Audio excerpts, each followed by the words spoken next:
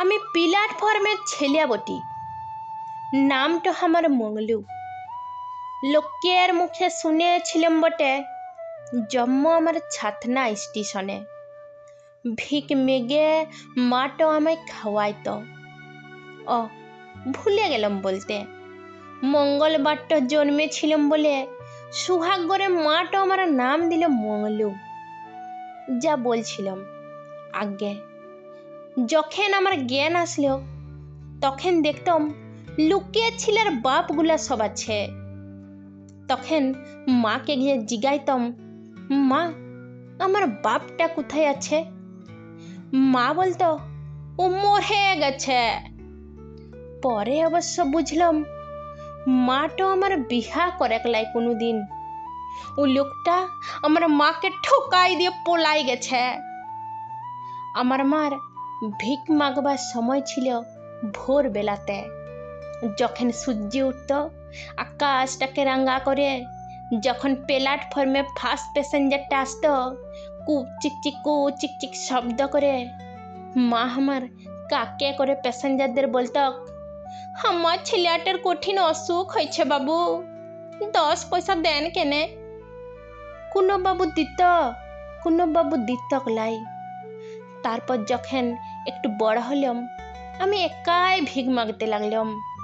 প্যাসেঞ্জারদের বলতাম, বাবু 3 দিন ভাত জুটেলাই, আগে 2 পয়সা দেন কেনে বাবু?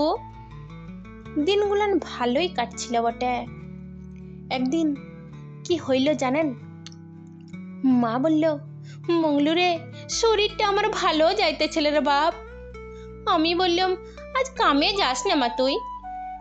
কিন্তু মাটো আমার বারণটা শুনলো লাই।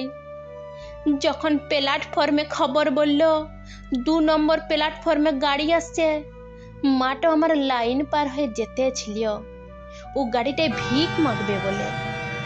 দেখলাম মাটো আমার হাঁটতে লাগছে, পাটা থরাই ভেসে গেল লাইনের উপর।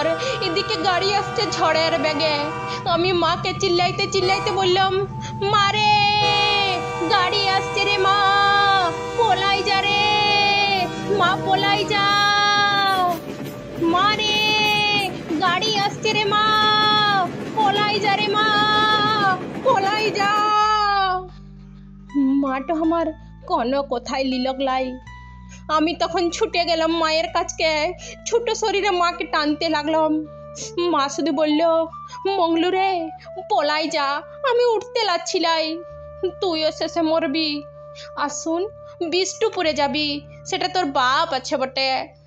বাপটা আমার নামটা বলবি, তোকে চিনতে পারবে ঠিক। লোকটাকে ডাকলাম বটে, কিন্তু তাদের আসার আগে মাকে আমার কাটে দিয়ে গাড়িটা দাঁড়াই গেল। মায়ের আমার সোনা মুখটা পড়ে আছে দূরে, শরীরটা তার পড়ে আছে প্ল্যাটফর্মের ধারে। সেদিন থেকে একা হইলাম এই ছাতনা স্টেশনে।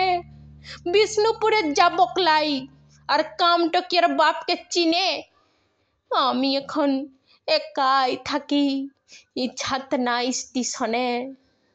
আমি এখন একাই থাকি এই ছাতনা স্টেশনে।